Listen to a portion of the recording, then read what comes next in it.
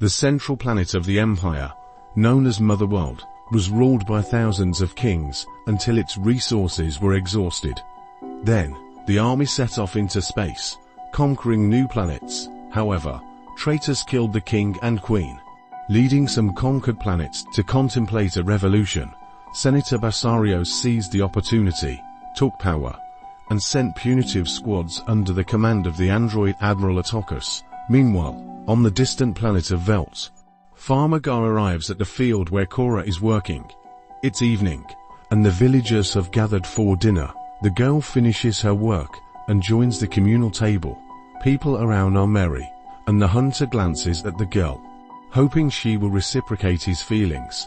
Cora also likes Gunnar, but she behaves neutrally. In the evening, she returns to the house. She shares with an elderly farmer who found her among the wreckage of a spaceship. He now considers her his daughter. The old man wants her to marry, have children, and become a full member of the community. But Cora feels she doesn't deserve such happiness because she's a child of war. The next day, Cora sees a huge spaceship in the sky above the village and rushes to warn the inhabitants. The villagers fear the Imperials, as one of them, Gunnar, has been selling surplus crops to the rebels. If the military finds out, it will spell trouble.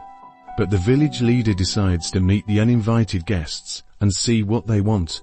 Admiral Autocus and his men land, demanding to buy grain to replenish their food supplies. While hunting a group of rebels, Autocus tries to deceive the admiral, saying they have no extra grain. Autocus kills the village leader in front of the whole village and orders Gunnar to collect all the harvest for him within 9 weeks. Autocus leaves, leaving a dozen of his soldiers in the village. The sergeant starts by ordering the eviction of the occupants from the largest stone house. The soldiers begin unpacking their luggage. It turns out that one of the crates contains the last representative of the mechanical knight race of the slain king, the robot Jimmy. Private Reese greets him and asks for help with moving the cargo. Meanwhile, one of the soldiers notices a village girl, young Sam, but limits himself to a compliment, especially since there is a more interesting object, Jimmy, as a rarity. After the king's murder, the Iron Knights no longer fight. To prove this, a soldier opens fire on the robot, showing how it silently accepts undeserved punishment. Ares defends the robot and almost becomes a victim himself. But the sergeant stops this and sends robot Jimmy to the river to wash off the dirt. There Sam finds him. She sympathizes with the robot and sits next to him. The king had a daughter, Princess Isa, who had a rare gift of healing and resurrection. The king's subjects hoped she would usher in a new era of mercy in the universe, but alas, the girl was killed along with her family during her coronation. That's when the Iron Knights refuse to fight. Sam assures him that it is he who still possesses compassion and gives him a wreath of flowers. Meanwhile, the villagers decide what to do next. Many blame Gunnar, and he in his defense reminds them that they are farmers. It's not in the soldiers' interest to kill them, as then no one will be able to feed them. After hearing this conversation, Cora rushes home and starts packing to leave. Her adoptive father tries to stop her, saying they can still fight. But the girl knows the Empire's ways too well. The soldiers grab Sam and drag her to the communal house, intending to have fun with the girl. Only young soldier Reese stands up for her, for which he is immediately punished by his comrades. Seeing this, Cora rushes into the house.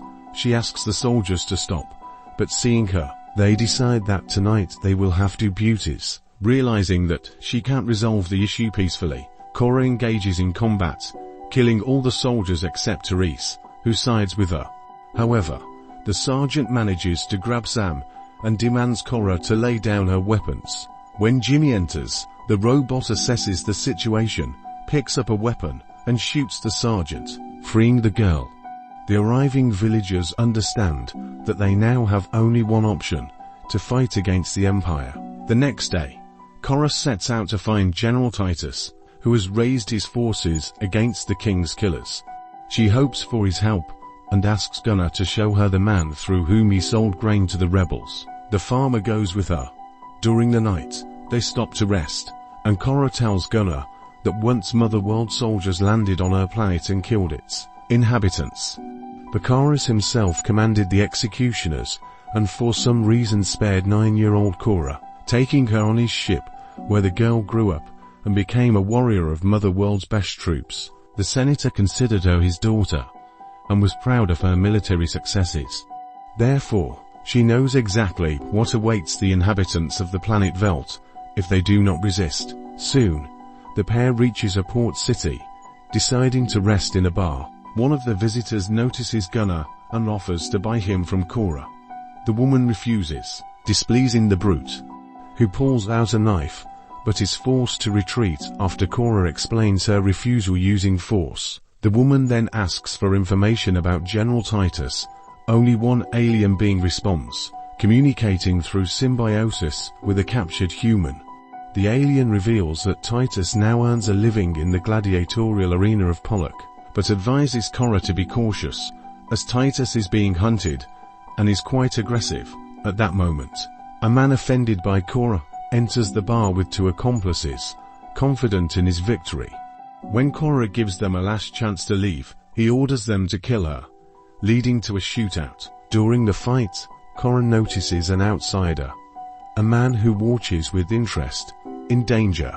He kills her enemy, and Kai offers his ship, heading to Pollock. Korra announces her goal to find soldiers to fight the Empire, but Kai is undeterred. The ship takes off, and Kai admits they need to stop at the small planet frontier first. As he has business there, he introduces Gunnar to the wonders of space piloting. Admiral Atticus charges his body with the energy of Mother World and learns that a rebel agent, holding information about the resistance forces, has been captured. Meanwhile, Kai's ship lands on Frontier, where the owner of the local ranch keeps a boy named T chained. Kai wanted to offer him to Korra's team, and the owner sets a condition for release. T must tame a raging griffin. T agrees, orders the griffin to be released, and speaks to it almost exactly like King Alexander the Great with his horse, Bukis. The griffin unexpectedly listens, allowing T to jump on its back. Despite near-death experiences, T holds on, impressing Korra.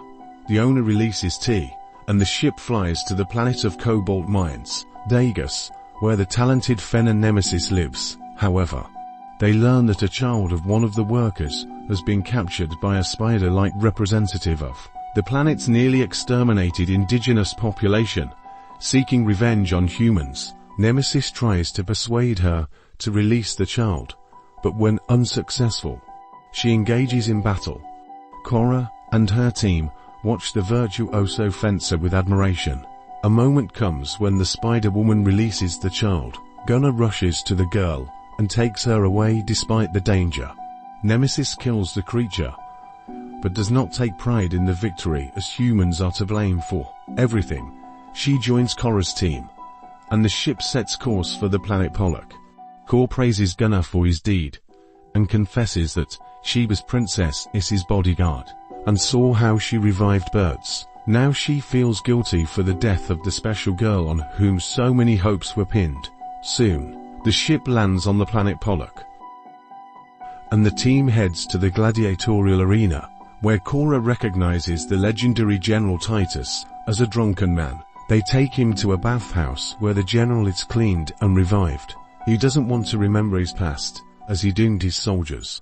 Korra offers him a chance for revenge. This reminds the man of who he is.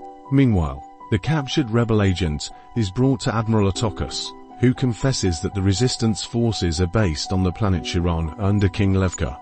Atticus kills the man and orders a flight to Chiron.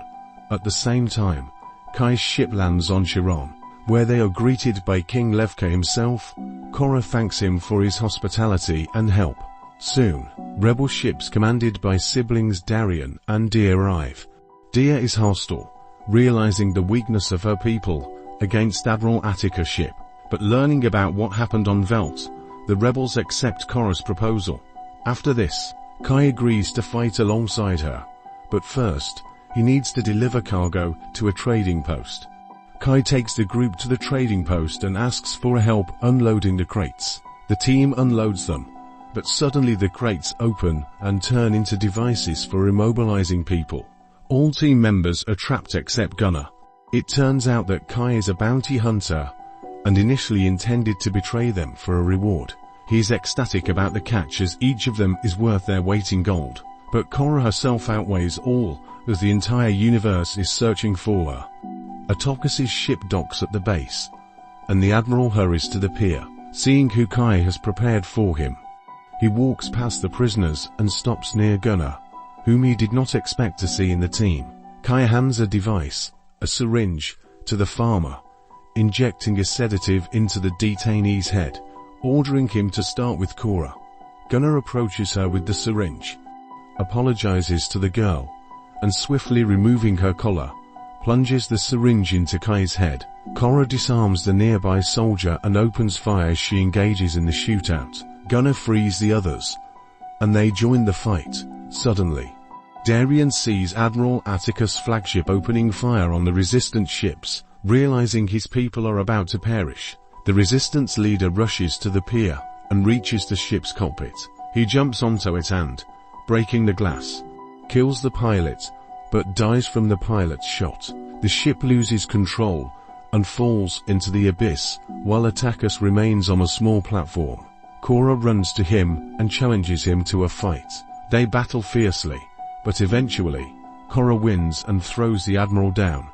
Facing certain death, time later, the surviving warriors return together to the planet Velt, while Atticus is picked up by Imperial medics and restored in the artificial womb of Mother World. In this scene, it is revealed that Atticus is an android.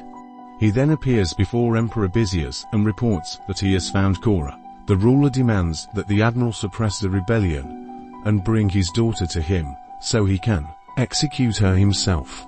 Don't forget to hit the like button and subscribe for a plethora of future movie recaps.